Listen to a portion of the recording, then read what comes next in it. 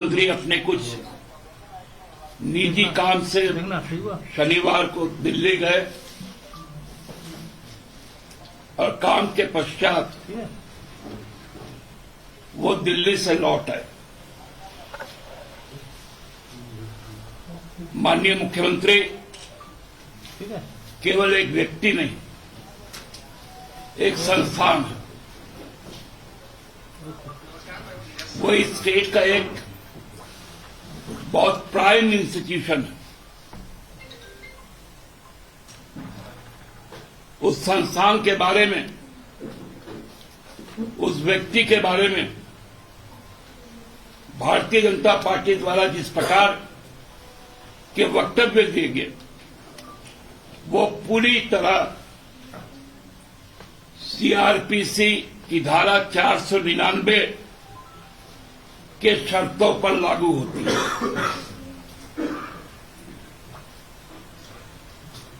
CrPC 499 जिसमें मानहानि की बात की गई,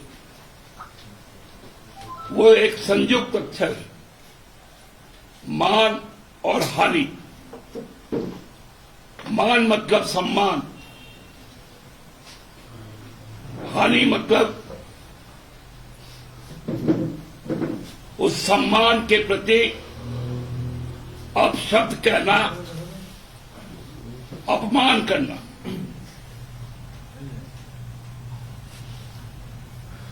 क्या इस राज्य का जो मुख्य विरोधी दल है, उनके अध्यक्ष और उनके सांसद जिस प्रकार का भाषा बोलते हैं, उन पर बहुत जल्द हम लोग आपराधिक मुकदमा करेंगे। सीआरपीसी की धारा 499 पर ट्वीट करके वो फोटो छापते हैं, लिखते 11,000 रुपए का इनाम। निष्ठा की पराकाष्ठा है बाबूलाल जी का।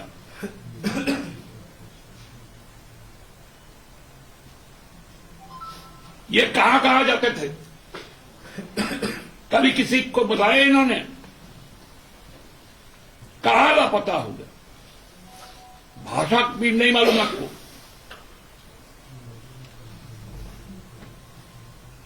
मैं तो अपनी पार्टी की ओर से 11 लाख तक खर्चा करूंगा।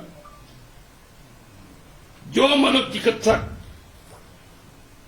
बाबूलाल जी को, उनके दिमाग की हालत को ठीक कर दे, पार्टी 11 लाख रुपए उसमें खर्चा करेगी।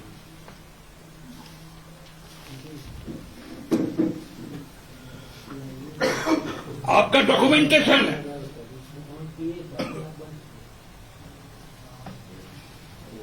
क्या करवा रहे हैं अपने लोगों से? आपका संगठन थाना जाता है।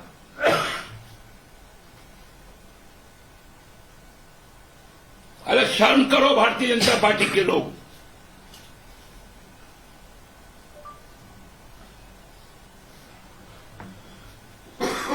लंबा लंबा बात। जब माननीय मुख्यमंत्री कल ईडी को बुलाए 31 को, तो किसके आदेश पे ईडी समय के पहले माननीय मुख्यमंत्री के दिल्ली के सरकारी निवास पे पहुंचते हैं?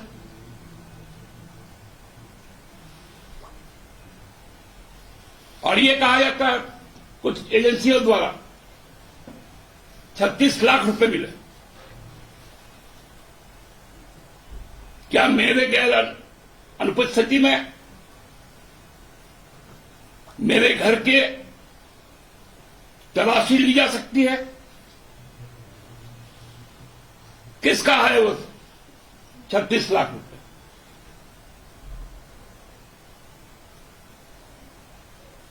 क्या वो ईडी के द्वारा या बाबूलाल जी के द्वारा वो प्लांट नहीं किया गया?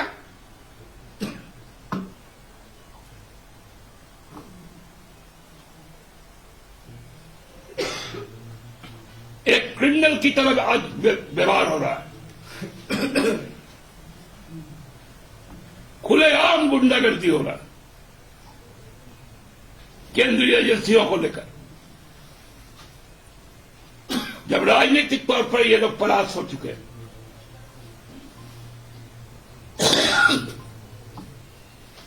मैं तो बहुत साफ शब्दों में कह देना चाहता हूं कि हेमंत सोरेन न तो हिम्मत विश्व शर्मा है, न तो अजित पवार है, और न ही नीतीश कुमार है। वो वीर शिबू सोरेन का बेटा हेमंत सोरेन है।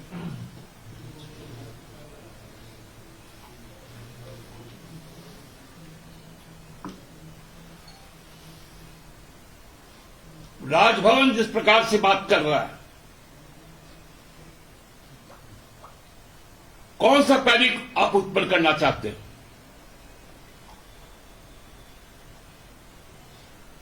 बैठा लीजिए अपने आवास में मुख्य सचिव को और डीजीपी को।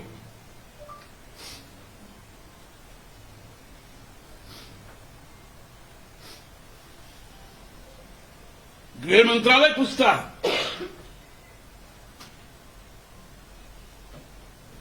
बताइए राज्य में कहां लॉ एंड ऑर्डर का प्रॉब्लम?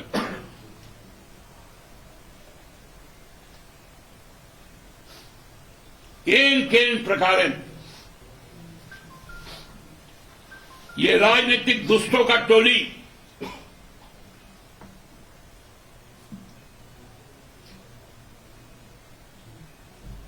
जो प्रपंच रच रहा है, जनता में इसकी भारी आक्रोश है।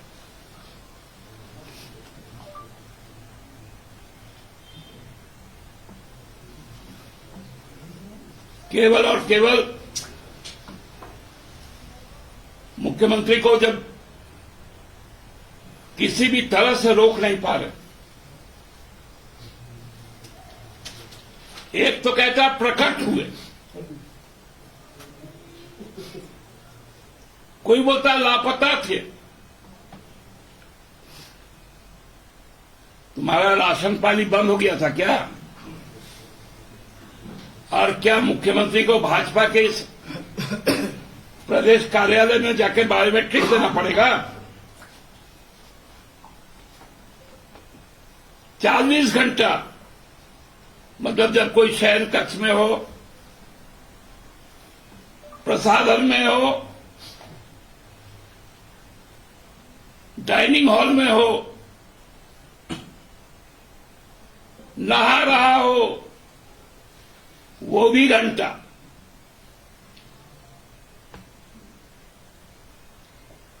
भाषा में इतनी नीचता आता कहां से इन लोगों के जिह्वा?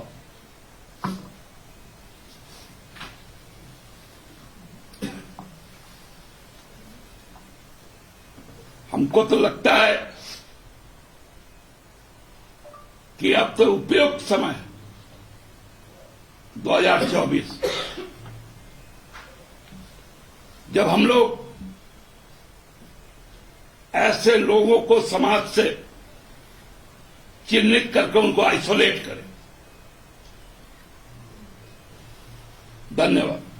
दादा, एक सवाल तो है कि जैसे कि मंत्री फ्लाइट से गए, तो वो जो होता है मैक्सिमम वो फ्लाइट से ही आए, तो आखिर सीएम गए ये सबको पता है कैसे गए, आए कैसे ये किसी को नहीं पता। आप लोगों का सवाल समाज में भ्रम की स्थिति पैदा करता है।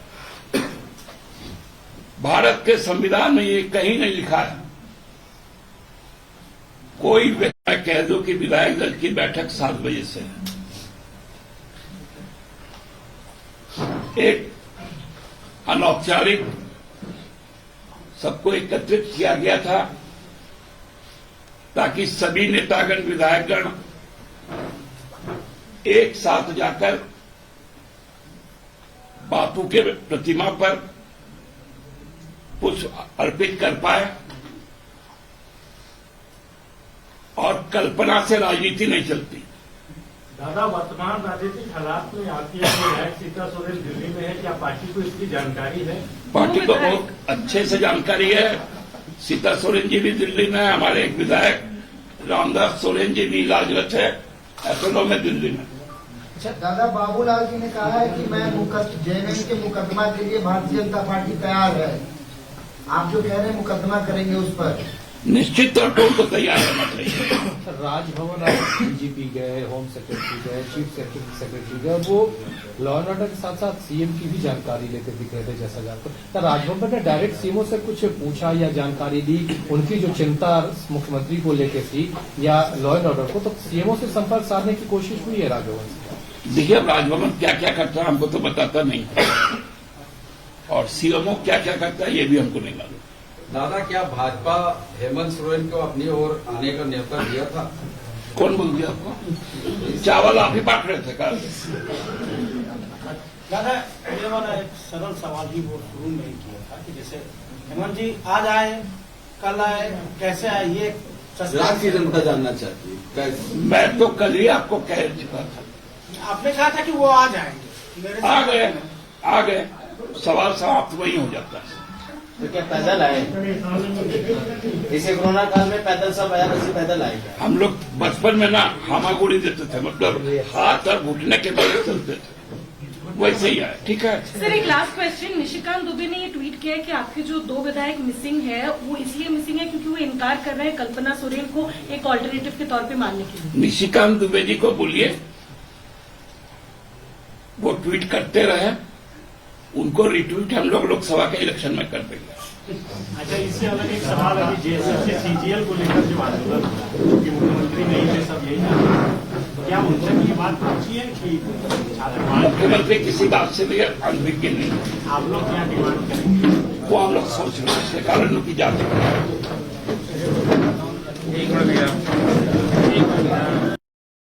बापू को कत्ल करने वाले लोग, बापू के सपने के भारत के संविधान को खत्म करने वाले लोग आज भी समाज में हैं, और उनकी राजनीतिक समाप्ति ताकि यह देश लोकतांत्रिक तरीके से उनके खिलाफ लड़ता रहेगा। हम लोग सबको ही जानते हैं। मैं जब कल आपके पास आया था तो हमने कहा था कि माननीय मुख्यमंत्री अपने कुछ निजी काम से शनिवार को दिल्ली गए और काम के पश्चात वो दिल्ली से लौट आए। माननीय मुख्यमंत्री केवल एक व्यक्ति नहीं, एक संस्थान है। वो इस स्टेट का एक बहुत प्राइम इंस्टीट्यूशन है। उस संस्थान के बारे में, उस व्यक्ति के बारे में भारतीय जनता पार्टी द्वारा जिस प्रकार के वक्तव्य दिए गए, वो पूरी तरह सीआरपीसी की धारा 499 के शर्तों पर लागू होती है।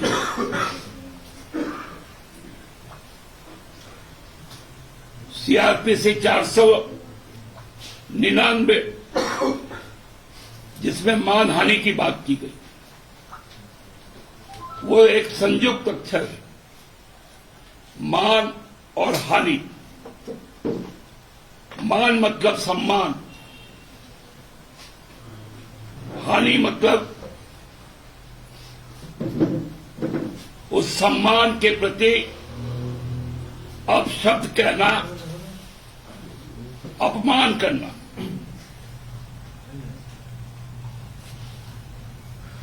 क्या इस राज्य का जो मुख्य विरोधी दल है, उनके अध्यक्ष और उनके सांसद जिस प्रकार का भाषा बोलते हैं उन पर बहुत जल्द हम लोग आपराधिक मुकदमा करेंगे, सीआरपीसी की धारा 499 पर। ट्वीट करके वो फोटो छापते हैं,